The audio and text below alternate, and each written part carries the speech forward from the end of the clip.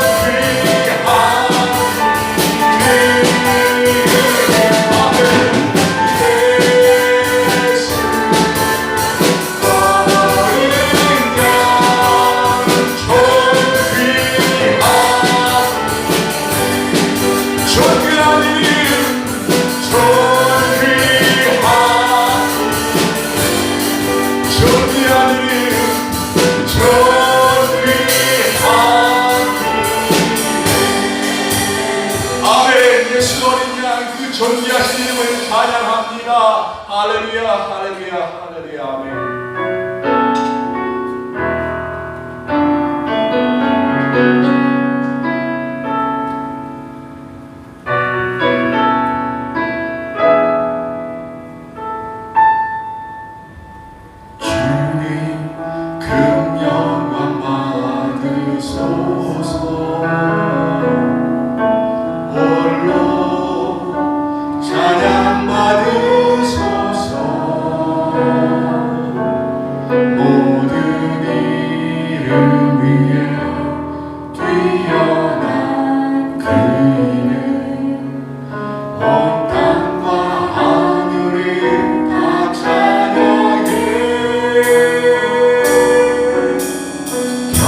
겸손하게 우리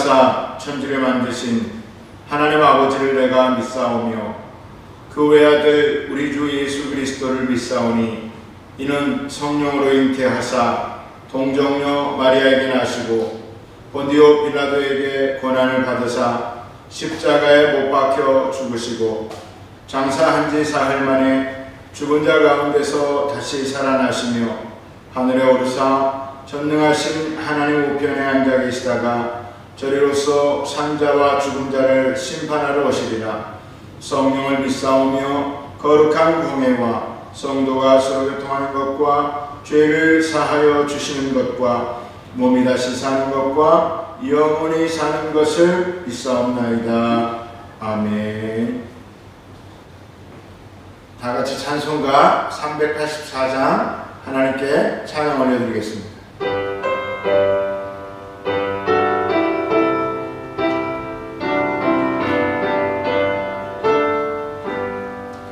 나의 갈 길 다가도록 예수 인도하시니 내 주 안에 있는 긍휼 어찌 의심하리요.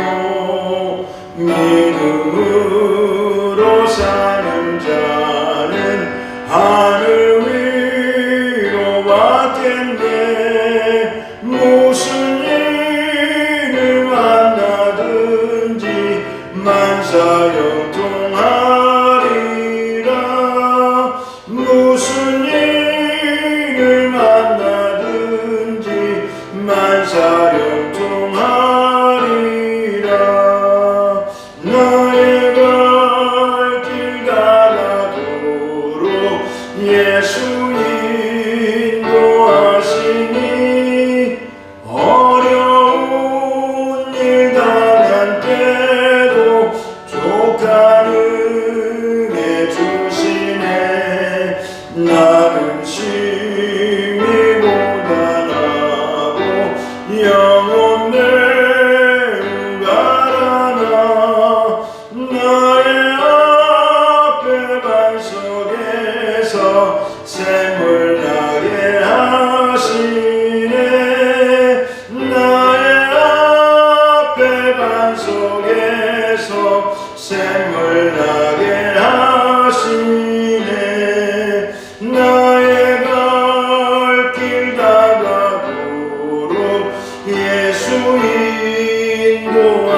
인도하시니 그의 사랑 어찌 큰지 말로 알 수 없도다.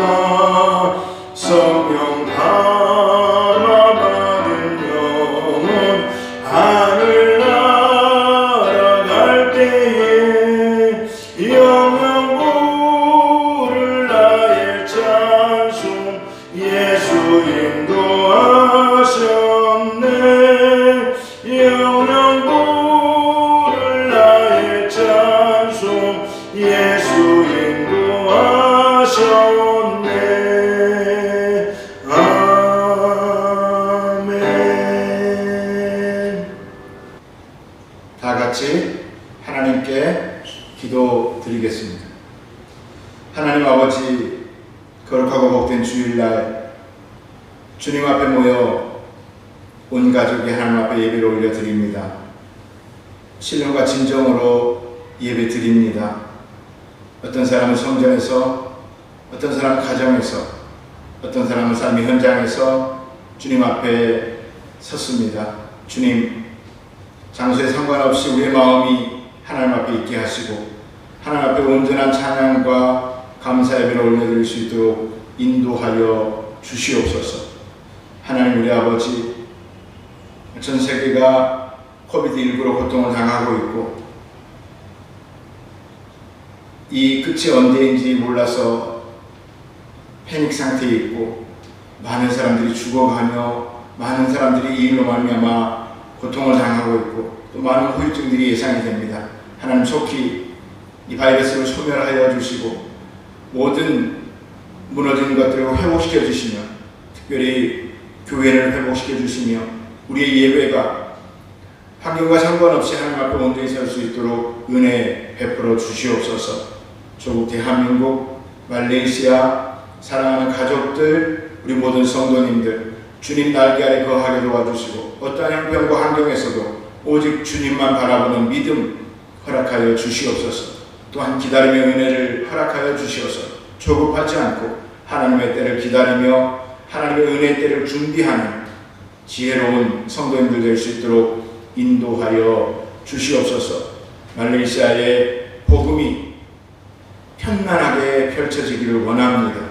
이 땅은 하나님을 슬프게 하는 모슬림의 땅입니다. 하나님 이들이 다 그리스도인 되어서 하나님께 영광을 올려드리며 하나님 믿음으로 사는 거룩한 백성 될 수 있도록 하나님 기적 베풀어 주시옵소서.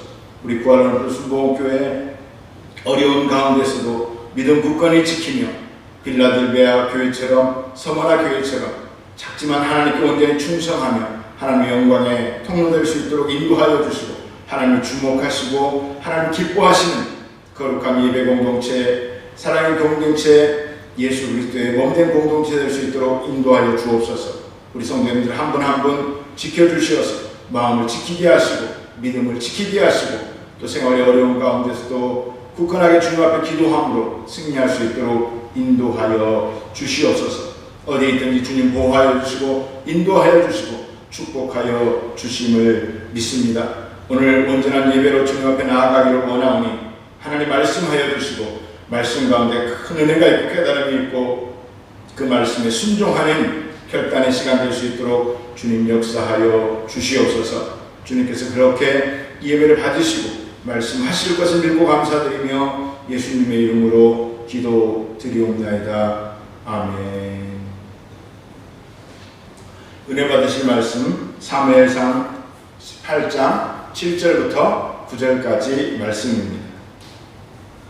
사무엘상 18장 7절부터 9절까지 말씀을 우리 함께 읽겠습니다. 여인들이 뛰놀며 노래하여 이르되 사울이 죽인 자는 천천히요 다윗은 만만히로다 한지라.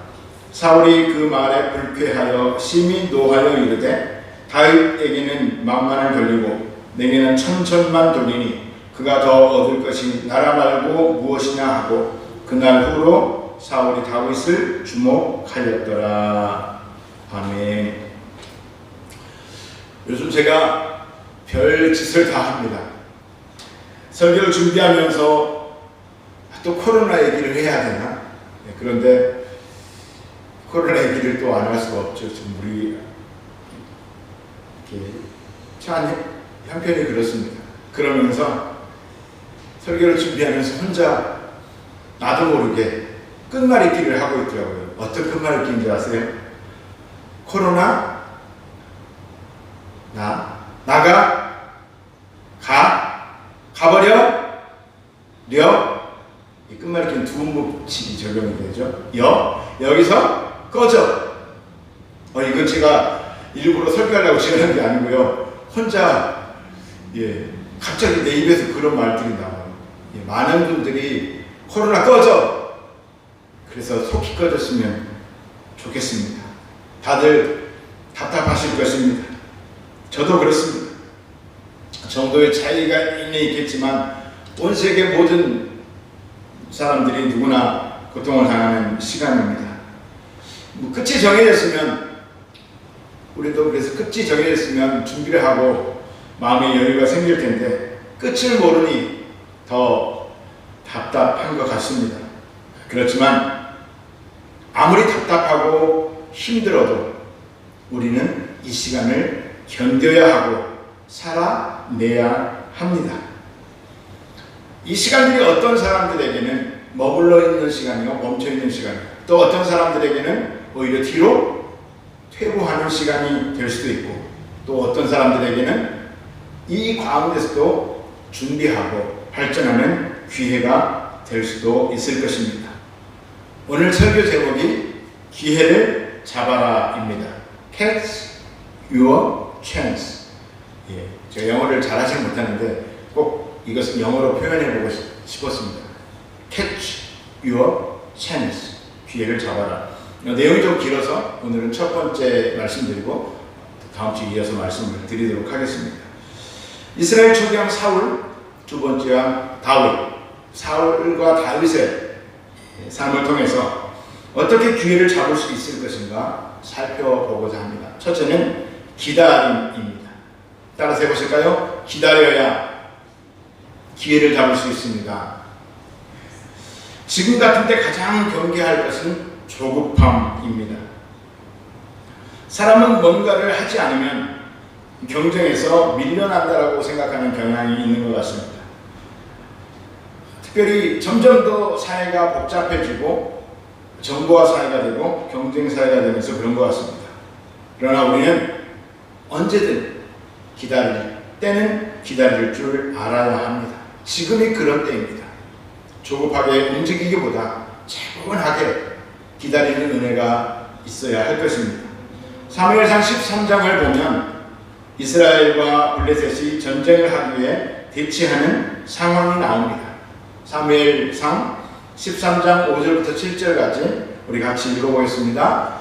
블레셋 사람들이 이스라엘과 싸우려고 모였는데 병거가 3만이요 마병이 6천이요 백성은 해변에 모래같이 많더라. 그들이 올라와 베다웬 동쪽 믹마스에 진침해 이스라엘 사람들이 위급함을 보고 절박하여 굴과 수풀과 바이틈과 은밀한 곳과 웅덩이에 숨으며 어떤 히브리 사람들은 요단을 건너 갓과 길르앗 땅으로 가되 사울은 아직 길갈에 있고 그를 따른 모든 백성은 떨더라. 지금 블레셋은 항상 이스라엘을 대적하는 원수의 나라인데 지금도 전쟁을 하기 위해서 대치를 하고 있습니다. 그런데 양쪽의 상황을 보니까 도저히 전쟁이 될 것 같지 않는 상황입니다. 블레셋 사람들은 병거가 3만이라고 되어 있습니다. 병거, 말이 끌는 이렇게 말 끌고 병거 이렇게 마차에 군인들이 있고 뭐 그러니까 당연히 엄청 많은 거죠. 그런데 어떤 성경에는 3,000명이라고 되어 있더라고요. 어떤 성경에는 3,000명, 어떤 성경에는 3만 명. 영어 성경에도 3,000 기록된 데도 있고 30,000 기록된 데도 있더라고요. 어쨌든 뭐 3만 명이면 엄청 많은 거고 3,000명도 마병, 이 병거면 많은 것이죠. 마병이 6,000명. 게다가 이들은 블레셋은 일찍이 철기 문화가 발달했지 않습니까? 그래서 철로 만든 칼과 창과 같은 무기를 가졌습니다. 그런데 이스라엘 백성들에도 철은 있었지만 이스라엘 백성들에게 있는 철은 전부 다 농기구였습니다. 그래서 블레셋 사람들이 그 농기구 철을 가지고 무기를 만들까봐 철을 재련하는 이런 철공의 기술을 가르쳐주지 않았습니다. 그래서 성경에 보면 이스라엘 사람들이 어떤 농기구를 벼리고 그것을 좀 갈고 이렇게 할 때는 항상 블레셋 사람을 찾았다고 기록이 되어 있습니다. 어쨌든 외적으로 보면 지금 이스라엘 백성은 오합지졸 숫자가 사울 왕에게 2,000명이 있고 요나단에게는 1,000명이 전부입니다. 그런데 정작 전쟁을 시작할 무렵에는 두려워서 다 도망가고 600명만 남고 말씀드렸듯이 무기는 총칼이 있는 게 아니라 뭐 철로 만든 농기구, 삽, 괭이, 낫 이런 것으로 전쟁을 하겠다고 모여있는 상황입니다. 전쟁이 도저히 될 수 없는 상황입니다. 사울이 아무리 뛰어난 장수라 할지라도 아무리 제갈공명처럼 계략을 펴고 작전을 편다 한들 이 전력의 차이는 뛰어넘을 수 없는 간 것 같습니다. 사울의 다급한 상황, 조급한 마음이 충분히 이해하고도 남음이 있습니다. 그러나 아무리 조급해도 사울이 해서는 안 되는 일을 하고 맙니다. 사무엘상 13장 8절부터 5절까지 좀 긴데 그럼 성경을 읽는다 생각하시고 내용을 이해한다고 생각하시면서 천천히 읽어보도록 하겠습니다. 같이 읽겠습니다. 시작. 사울은 사무엘이 정한 기한 대로 이레 동안을 기다렸으나 사무엘이 길갈로 오지 아니하며 백성이 사울에게서 흩어지는지라. 사울이 이르되 번제와 화목제물을 이리로 가져오라 하여 번제를 드렸더니 번제 드리기를 마치자 사무엘이 온지라. 사울이 나가 맞으며 문안하며 사무엘이 이르되 왕이 행하신 것이 무엇이냐 하니 사울이 이르되 백성은 내게서 흩어지고 당신은 정한 날 안에 오지 아니하고 블레셋 사람은 믹마스에 모였음을 내가 보았으므로 이에 내가 이르기를 블레셋 사람들이 나를 치러 길갈로 내려오겠거늘 내가 야훼께 은혜를 간구하지 못하였다 하고 부득이하여 번제를 드렸나이다 하니라. 사무엘이 사울에게 이르되 왕이 망령되이 행하였도다. 왕이 왕의 하나님 야훼께서 왕에게 내리신 명령을 지키지 아니하였도다. 그리하였더라면 야훼께서 이스라엘 위에 왕의 나라를 영원히 세우셨을 것이거늘 지금은 왕의 나라가 길지 못할 것이라. 야훼께서 왕에게 명령하신 바를 왕이 지키지 아니하였으므로 야훼께서 그의 마음에 맞는 사람을 구하여 야훼께서 그를 그의 백성의 지도자로 삼으셨느니라 하고. 사람이 아무리 급해도 하지 말아야 할 일이 있지요. 사울은 아무리 급박한 상황일지라도 자신이 하나님께 드리는 제사를 주관해서는 안 되는 것입니다. 설령 사무엘이 약속한 대로 일주일을 기다렸는데도 오지 않는 상황일지라도 자신이 제사를 주관해서는 안 되고 더 기다려야 합니다. 왜 그렇습니까? 이것은 사무엘과의 약속 이전에 하나님의 명령이기 때문에 그렇습니다. 아무튼 이 사울의 조급함이 자신의 인생을 망치는 그런 시발점이 된다라고 하는 것을 우리는 기억해야 합니다. 14절에 보니 야훼께서 그의 마음에 맞는 사람을 구하여 야훼께서 그를 그 백성의 지도자로 삼으셨느니라. 완료형입니다. 과거에 이미 완료된 것처럼 얘기하고 있지만 실제로 다윗이 이새의 아들 사무엘이 이새의 아들 다윗을 찾아서 기름을 왕으로 예정하여 기름을 부은 것은 16장에 나옵니다. 아직 그 일은 벌어지지도 않고 훗날 이루어진 일임에도 불구하고 다윗을 이미 지도자로 삼으셨다라고 사무엘을 통해서 하나님은 말씀하고 있습니다. 무슨 뜻일까요? 사울이 하나님 마음에 맞지 않게 행동한 것이 이번뿐만이 아니라는 것입니다. 하나님이 사울을 왕 삼으신 것을 나중에 보면 후회하셨다고 기록되어 있고, 사무엘은 그 사울이 버림받은 것이 너무나 안타까워서 정말 눈물로 기도했던 그런 장면들이 이 성경에 나중에 등장을 하게 되는데요. 사랑하는 성도 여러분, 하나님께서는 사람을 쉽게 포기하지 않습니다. 하나님은 오래 참으십니다. 하나님은 기회를 많이 주십니다. 그러나 사울은 늘 인간적이고 백성들의 인기를 의식하는 사람이었습니다.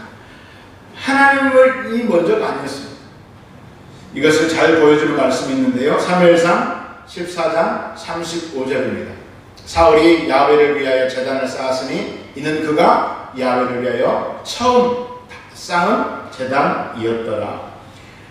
앞서 말한 블레셋과의 전투, 도저히 전쟁이 상대가 되지 않는 상황이지만 하나님이 지혜를 주셨고 하나님이 전쟁에 이기게 도와주셨습니다. 그때서야 비로소 사울은 하나님 앞에 처음으로 승리하고 나서 제단을 쌓았다라고 성경은 기록되어 있습니다. 사울이 이번에 전쟁한 것이 이번 처음이 아닙니다. 이전 전쟁에서도 사울은 하나님의 도움으로 승리를 하였습니다. 그리고 또 이스라엘 왕이니까 얼마나 제사를 드릴 일이 많겠어요. 물론 제사는 대제사장이나 제사장들이 주관하지만 왕의 이름으로 그것을 행할 수가 있죠. 국가에 기념할 일이나 국가에 좋은 일이나 또 국민들의 번영을 위해서 왕이 그렇게 제사를 드리자고 하나님께 감사예배를 드리자고 말을 할 수가 있는 것입니다. 그러나 사울은 하나님보다 늘 자신의 이익이 우선이었고 자신의 인기가 우선이었기 때문에 하나님께 예배 드리는 것을 소홀히 했던 것을 분명하게 알 수가 있습니다. 그래서 하나님은 오래 참으시지만 사울은 이제 안 되겠다라고 하는 생각을 하신 것 같습니다. 그리고 어쩌면 사무엘이 하나님의 사람이 되게 몸인 약속을 잊지 않잖아요. 특별한 이유 없이 약속을 잊을 이유가 없습니다. 그럼에도 이 제사가 끝나고 나서 바로 온 것을 보면 어쩌면 하나님의 마지막 테스트요, 사울에게는 마지막 기회가 되지 않았나 생각을 해봅니다. 사랑하는 성도 여러분, 코비드19를 지나면서 우리가 경계할 것이 있습니다. 그것은 조급함입니다. 섣불리 판단하고 섣불리 행동하고 하나님의 뜻과 상관없이 움직이다가 많은 사람들이 손해를 보고 더 힘든 공경에 처하기도 합니다. 하나님의 뜻을 알 때까지 잠잠히 기다릴 수 있는 은혜가 있게 되시기를 축복합니다. 반면에 다윗은 어떤 상황에서도 조급하지 않았습니다. 사울이 자신을 계속 죽이려고 하고 심지어는 이방 나라에 가서 미칠 척까지 하면서도 10년 넘는 세월을 쫓겨다녔습니다. 다윗은 잘못한 게 뭐가 있습니까? 하나님을 위해서, 나라를 위해서, 왕을 위해서 열심히 전쟁에 나아가서 목숨 걸고 싸웠고 자기의 이익을 취한 것도 없고 자기의 명예를 구한 것도 없습니다. 그러나 억울하게 사울에게 질투를 받고 쫓겨다니는 생명의 위협을 받는 그런 안타까운 상황이었습니다. 그러나 다윗은 조급하지 않았습니다. 하나님만 바라보며 하나님의 뜻을 구하며 하나님의 때를 기다리는 사람이었습니다. 정말 억울했습니다. 그리고 사울 왕을 2번이나 죽일 수 있는 기회가 있었습니다. 사울 왕을 죽였어도 백성들이 다 박수를 쳤을 것입니다. 누구나 다 그럴 수 있다라고 인정을 했을 것입니다. 그러나 다윗은 하나님의 사람이었습니다. 다윗은 늘 호람대로 하나님 앞에 머물러서 하나님이 나를 바라보고 계시고 내가 하나님을 바라보고 있음으로 하나님의 뜻이 아니면 아무리 억울함이 있을지라도 스스로 복수하지 않고 이를 해결하려고 하지 않는 그런 조급함이 그에게는 찾아볼 수 없었다라고 하는 것입니다. 하나님께서 기름 부신 왕을 자기가 스스로 복수를 하겠다고 목숨을 해할 수는 없다고 말을 하고 있습니다. 사랑하는 성도 여러분, 코비드19 가운데 하나님이 우리의 모든 것을 보고 계십니다. 우리 입술의 고백을 보고 계십니다. 우리 생각의 흐름을 보고 계십니다. 우리의 기도 생활과 우리 예배 생활을 보고 계십니다. 조급하지 마시고 잠잠히 하나님만 바라보시고 하나님의 때를 기다릴 수 있는 다윗의 은혜가 있게 되시기를 예수님의 이름으로 축원합니다. 그렇다면 사울이 왜 이렇게 조급한 사람이 되었을까? 저는 성경을 쭉 보면서 비교의식이 사울을 조급함의 함정에 빠뜨렸다고 생각을 해보게 됩니다. 오늘 본문을 다시 한번 보실까요? 오늘 본문을 다시 한번 같이 읽어보겠습니다. 시작! 여인들이 뛰놀며 노래하여 이르되 사울이 죽인 자는 천천히요 다윗은 만만히로다 한지라. 사울이 그 말에 불쾌하여 심히 노하여 이르되 다윗에게는 만만을 돌리고 내게는 천천만 돌리니 그가 더 얻을 것이 나라 말고 무엇이냐 하고 그날로 사울이 다윗을 주목하였더라. 물론 이 말씀은 앞서 말씀드린 블레셋과의 전쟁 이후의 일입니다. 그런데 사울의 조급함의 근원을 찾아보면서 저는 오늘의 본문을 주목하게 되었습니다. 말씀드렸던 것처럼 사울은 하나님보다 자신의 명예, 백성들의 인기 이러한 것들에 더 시선이 머물렀습니다. 그래서 사울은 늘 사람들의 평가 그리고 누군가와 비교하는 의식이 자기 자신 속에 자라나고 있었던 것입니다. 사울은 하나님께 선택받은 사람이었습니다. 하나님의 선민 이스라엘 백성을 다스리라고 하는 정말 큰 자리를 맡은 자였습니다. 그렇다면 저도 하나님만 바라보며 하나님의 인도를 받아야 할 텐데 그렇지 못하고 백성들의 인기, 자신의 명예 그런 것에 목물러 했습니다. 그 근원에 비교 의식이 있다라고 하는 것입니다. 오늘 본문에서는 비교 의식이 아주 굉장히 크게 부각되고 있고 그날로 사울이 다윗을 주목하게 되고 또 나중에 보면 악신이 그를 지배를 하게 되는 것을 볼 수가 있습니다. 사울은 자기의 그 비교의식이 있는데 거기에 이 백성들이 다윗이 장수이고 사울이 왕인데 똑같이 전쟁에 나갔다 왔는데 사울이 만만히 해야죠. 다윗이 천천히 해야죠. 그런데 오히려 반대로 그렇게 다윗을 더 칭송하자. 사람이니까 그럴 수 있겠죠. 그런데 그것에 대해서 마음을 다스릴 수 있어야 하는데 그로 말미암아 불쾌하고 심히 노하였다고 성경은 기록하고 있습니다. 이미 자기 마음에 비교의식이 있었는데 그 비교의식에 백성들의 그런 비교가 기름을 부어버린 것입니다. 반면에 다윗은 자신을 왕보다 더 백성들이 칭송할지라도 높여줄지라도 절대로 교만해지지 않았습니다. 백성들의 인기에 연연하지 않았습니다. 다윗인들 기분 좋지 않았겠습니까? 기분은 좋았을 수 있겠습니다. 그러나 다윗은 교만해지지 않았습니다. 오히려 교만해지지 않도록 마음을 다스리며 오직 주님만 바라보며 이것은 다 주님이 하셨습니다. 고백을 했을 것입니다. 사랑하는 성도 여러분, 누군가가 비교하는 것은 하나님의 작품이 아닙니다. 마귀의 간사한 계략이라고 하는 것을 기억하시기를 바랍니다. 사람들은 참 아이러니하죠. 남들과 나를 비교하는 것, 남들이 나를 다른 사람과 비교하는 것을 굉장히 기분 나빠합니다. 그런데 정작 자신은 다른 사람들과 늘 비교합니다. 타산지석이라고 하죠. 남이 잘 되는 것, 반면교사라고 하죠. 남이 못 되는 것, 그것을 교훈 삼아서 자기를 발전시키는 것, 이것은 비교하는 것이 아니고 좋은 것입니다. 자신을 성찰하는 것이죠. 그런데 늘 자신과 누구를 비교해서 열등감을 느끼고 교만해지고 질투하고 시기하고 이것은 마귀의 관계라고 하는 것입니다. 하나님이 주신 마음이 아니라고 하는 것입니다. 이런 사울의 잘못에 빠지지 않는 우리 모두가 되기를 예수님의 이름으로 축원합니다. 여러분, 죄의 근원으로 가면 비교의 함정이 도사리고 있음을 알 수가 있습니다. 마귀가 하와를 유혹할 때 어떻게 합니까? 선악과를 따먹으면 하나님과 같이 눈이 밝아져 선악을 알게 된다라고 그렇게 유혹을 합니다. 감히 인간에게 하나님과 같이 되라고 부추깁니다. 그 어떤 경우에도 하나님은 누구와도 비교될 수가 없습니다. 하나님은 절대로 누구와 비교될 수도 없으며 비교한들 하나님의 근처에 갈 수도 없습니다.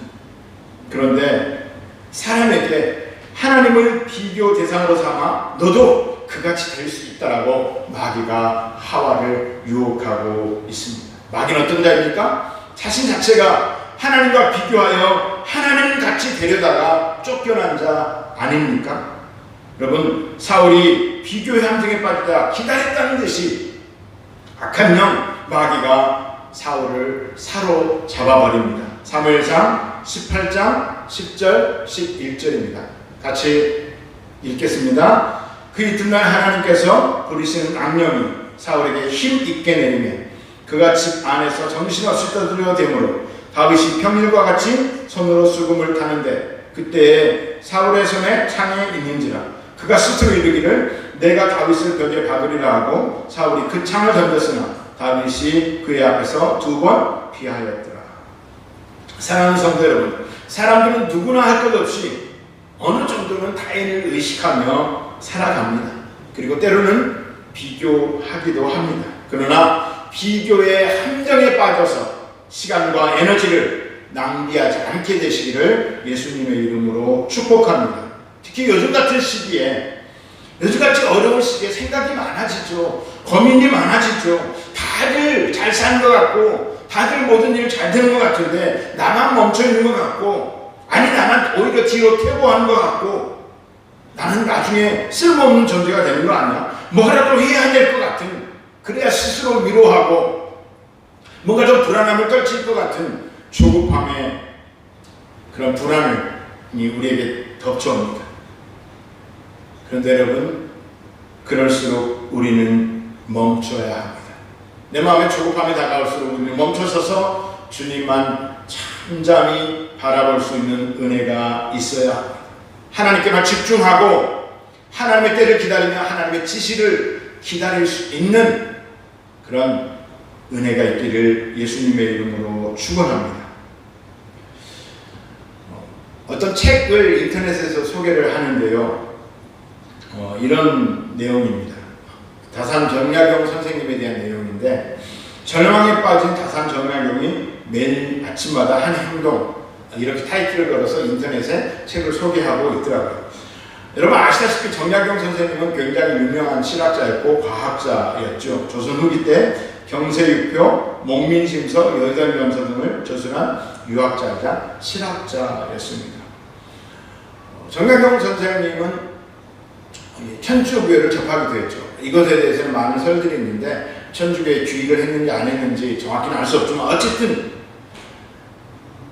정약종이라고 하는 자신의 형은 이 천주교를 믿는다는 이유로 순교를 당했고요. 또 정약종이라는 형은 우리가 아시는 것처럼 뭐 자살하고 쓰였던 흑산도에 유배를 당하기도 하셨고 모든 가족들이 그렇게 어려움을 당했습니다. 그리고 자신도 나이 40에 귀양 간다고 하죠. 유배를 당하였는데 귀양살이 초기에는 너무나 낙심되고 무기력하고 힘이 들어서 정말 죽지 못해 사는 지옥 같은 나날들을 보내고 일상이 무너져 있었습니다. 그리고 아무런 소망이 없고 그렇게 맥을 놓고 살고 있었습니다. 그런데 어느 날 문득 이렇게 살다가는 안 되겠다, 큰일 나겠다 라는 마음에 생각을 달았고 자신의 생활의 패턴을 바꾸기로 합니다. 그리고 아침에 일어나자마자 뭐를 했을까요? 새벽 기도? 성경 읽기? 스트레칭? 아침에 일어나자마자 마당을 쓸었다고 합니다. 사소하고 흔한 일이지만 다산 정약용 선생에게는 하루의 시작부터 스스로 이겨낸다는 의미를 담아서 그런 행동을 한 것이었습니다. 또 그럼에도 불구하고 이따금씩 마음이 우울해지고 스스로 낙심될 때는 소학이라는 책이 있죠. 소학은 마음의 수신을 하는 그 공부하는 심신을 닦는 책인데요. 소학을 읽으면서 마음을 다스렸다고 합니다. 거기에 이런 글이 있다고 합니다. 느리기에 방향이 확실하고 무겁기에 발자국이 깊다. 지금 자신은 멈춰 있잖아요. 우리가 마치 코비드 때 멈춰 있는 것처럼 그런데 느리기 때문에 방향이 확실하다는 것입니다. 빨리 갔다 보면 방향을 잘못 갈 수도 있고 실수할 수도 있지만 느리기에 신중하고 자신을 스스로 그렇게 다짐고 있습니다. 무겁기에 발자국이 깊다. 한 걸음 한 걸음 더디게 내걷는 걸음이지만 깊은 인생에 영향력을 나타낼 수 있다라는 말이겠죠. 여러분 인생의 깊이를 아는 사람은 크게 승리하거나 처절하게 패배하는 극적인 경험 한 번을 통해 삶이 한 번에 바뀌지 않는다는 것을 안다고 합니다. 그래서 인생의 큰 변화가 찾아왔을 때 먼 데서만 답을 찾는 사람은 그 고난을 이기기가 힘들다고 이 책에 기록되어 있습니다. 시련과 고난이 찾아왔을 때 그것을 극복하는 방법은 간단하다. 사소한 일부터 이겨내는 습관으로 삼아라라고 책은 소개하고 있습니다. 18년 동안 유배 생활을 했는데 대부분 전라남도 강진에서 정약용 선생님은 유배를 보냈죠. 귀향살이를 했죠. 관료로서는 행정공무원으로서는 암기 시간이죠.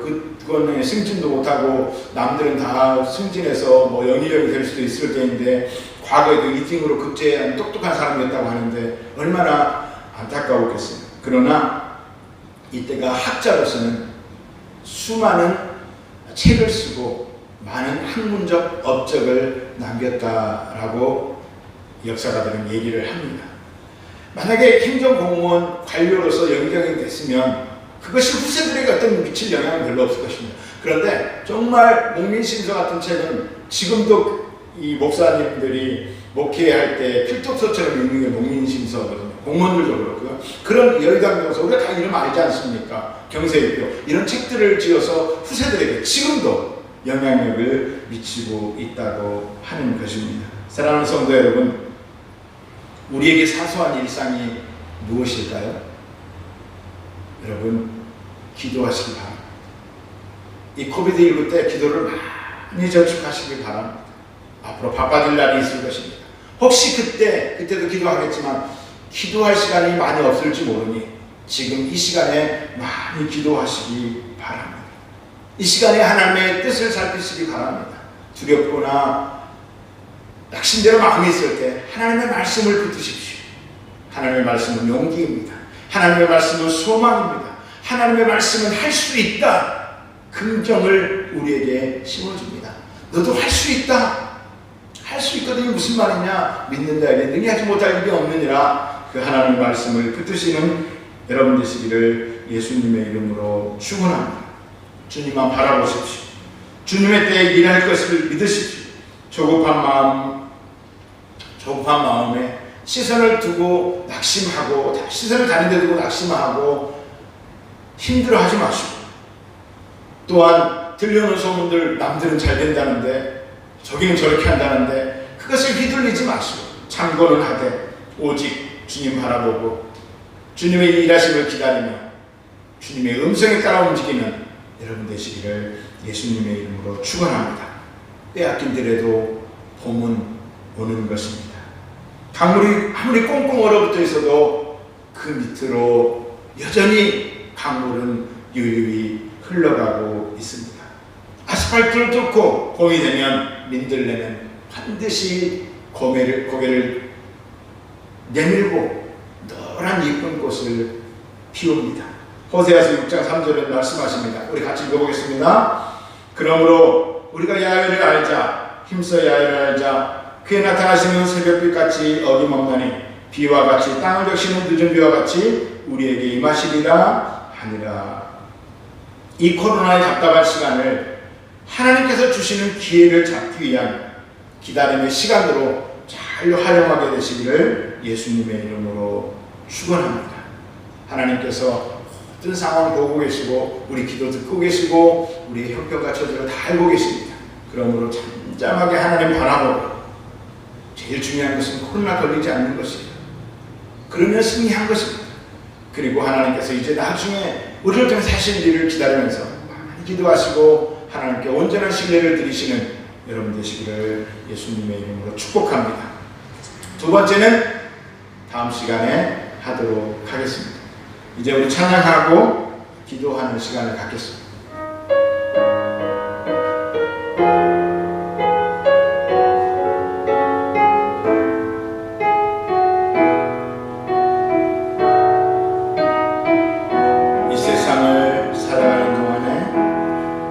세상을 살아가는 동안에 나의 힘을 의지할 수 없으니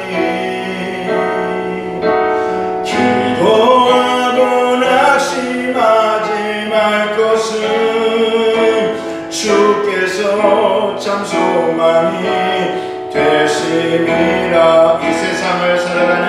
이 세상을 살아가는 동안에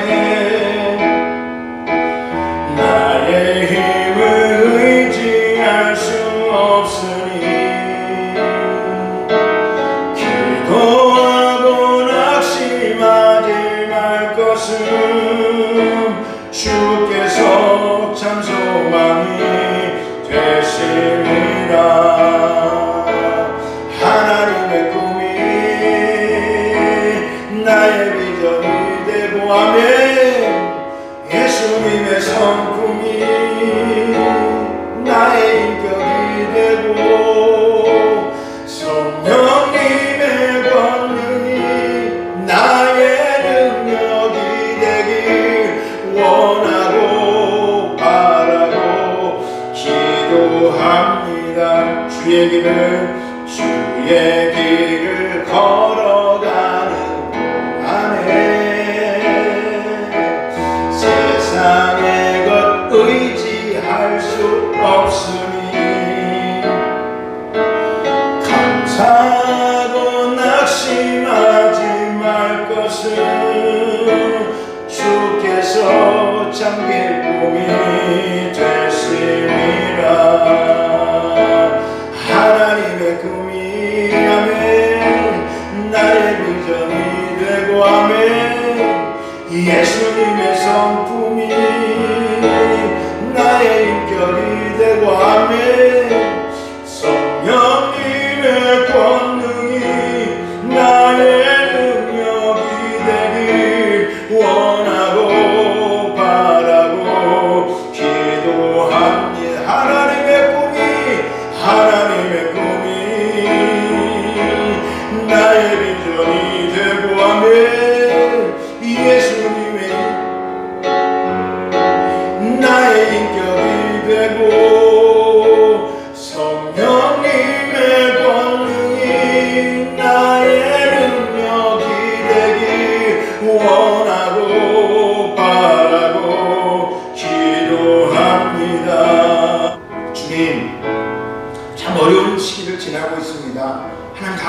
계시지요. 우리 형편과 사정, 우리 마음을 다 아시는 주님, 지금 기도합니다. 주님, 온전히 주님만 바라보고 조급해하지 않고 주님의 때를 기다릴 수 있는 은혜 허락하여 주시옵소서. 착실하게 기도하고 하나님 뜻을 구하며 실력을 쌓으며 이제 코로나 이후에 하나님이 하실 일들을 비전으로 바라보며 이 시간을 착실하게 아름답게 준비할 수 있는 우리 모든 성도님들 되도록 주님 역사하여 주옵소서. 오늘 그 은혜를 허락하여 주옵소서. 우리 주여 세 번 부르짖고 기도하겠습니다. 주여, 주여, 주여. 할렐루야, 할렐루야. 주님 감사합니다. 오 주님 감사합니다. 주님 감사합니다. 주님 감사합니다. 주님 다윗처럼 정말 극심한 고통과 어려움 속에서도 억울함 속에서도 주님의 때를 기다리며 주님을 바라보며 조급함에 그 유혹에 빠지지 않도록 우리를 붙들어 주시옵소서.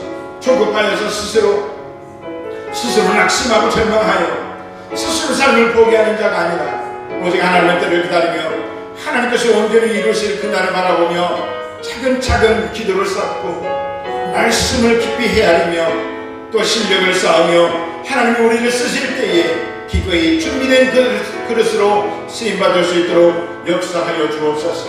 할렐루야, 할렐루야.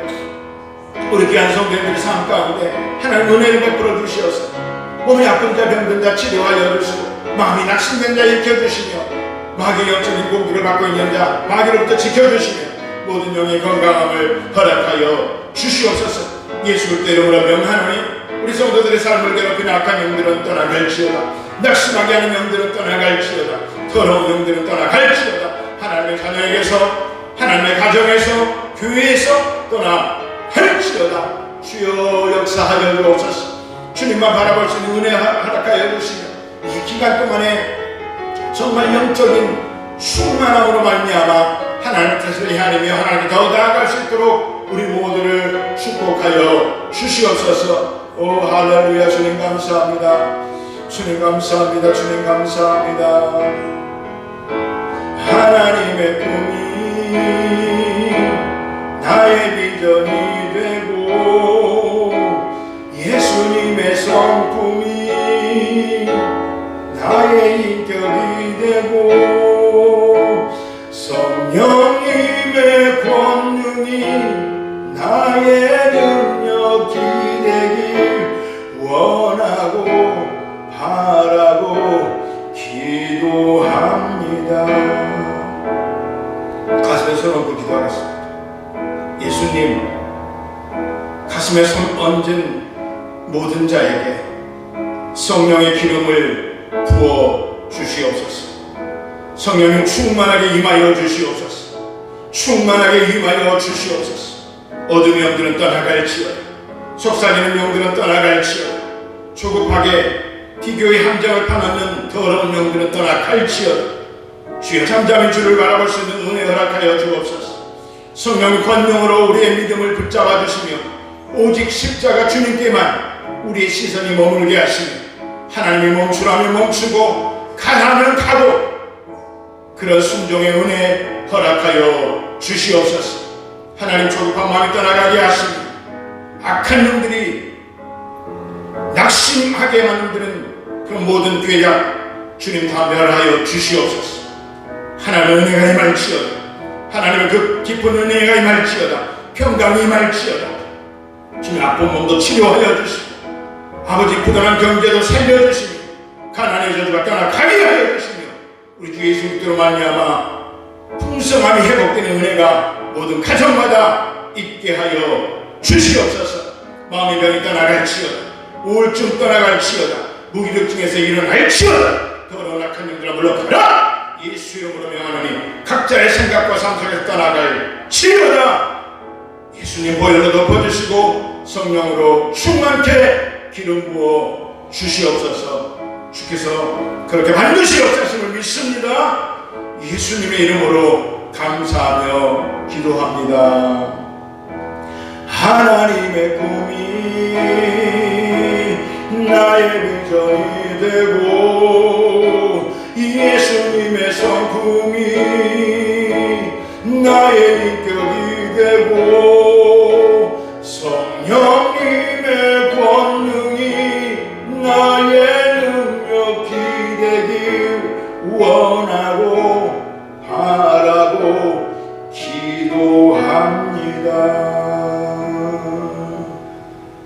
아멘. 이제 하나님께 감사의 예물 드리도록 하겠습니다. 하나님 감사합니다. 정성스럽게 준비한 예물을 이제 하나님께 올려드리기를 원합니다. 하나님 기쁨과 감사로 드릴 수 있도록 인도하여 주시고 이것이 하나님 앞에 귀하게 심는 예물 될 수 있도록 역사하여 주옵소서. 감사드리며 예수님의 이름으로 기도합니다. 아멘.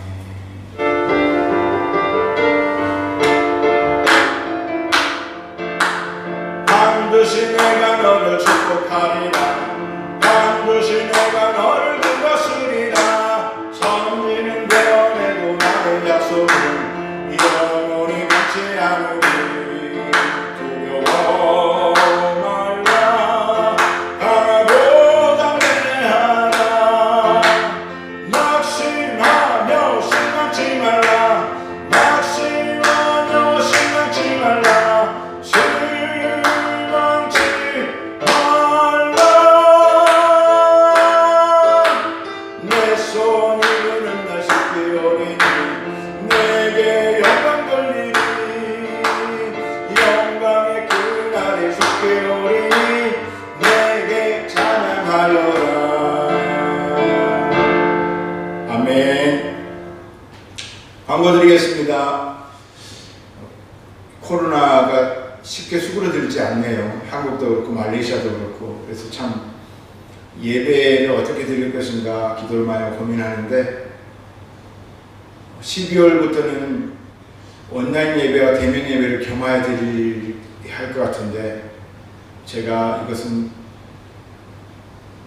좀 더 기도를 하고 수요일까지 만약에 온라인 예배로 계속 드릴 것 같으면 특별히 광고를 안 드리고 주일날 대면 예배 드릴 수 있으면 지금 이렇게 SOP 지키면서 할 수는 있거든요. 그런데 중요한 것은 그게 중요한 게 아니고 성도님들이 안전한 것이고 그런 것이기 때문에 제가 고민하고 기도하고 있어요. 그래서 하나님께서 확실히 응답해 주실 때까지 제가 수요일까지 광고를 드리겠습니다. 광고가 안 나가면 그냥 온라인 예배 드리는 것이고 광고 되면 나오시고 가까이 계신 분들은 나와서 드리고 실시간으로 유튜브로 해서 생방송으로 여러분 예배 드릴 수 있도록 그렇게 하도록 하겠습니다. 광고를 수요일까지는 제가 하도록 하겠습니다. 여러분 힘든 시간들 잘 보내시고 성경 많이 보시고 기도 많이 하시고 마음을 지키시고 하나님 반드시 하나님을 바라보는 자에게 하나님이 축복해 주십니다. 꼭 승리하시기를 예수님의 이름으로 축복합니다. 우리 드리신 예물 하나님께 봉헌하겠습니다. 하나님 감사합니다. 정성스럽게 준비한 예물을 하나님께 올려드립니다. 하나님 심습니다. 하나님께서 받으시고 넘치도록 후이되어서 돌아 우리에게 안겨주시며 하나님의 영광을 위해서 귀한 도구가 될 수 있도록 인도하여 주시옵소서.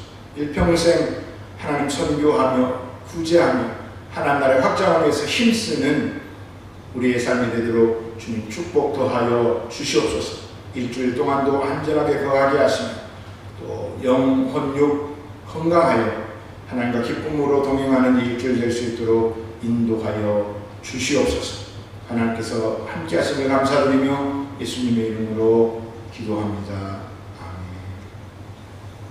이제는 우리 주 예수 그리스도의 은혜와 하나님의 사랑과 성령님의 충만케 하심 오늘 예배 참석한 우리 모두에게 넘치도록 함께 계실지어다. 아멘.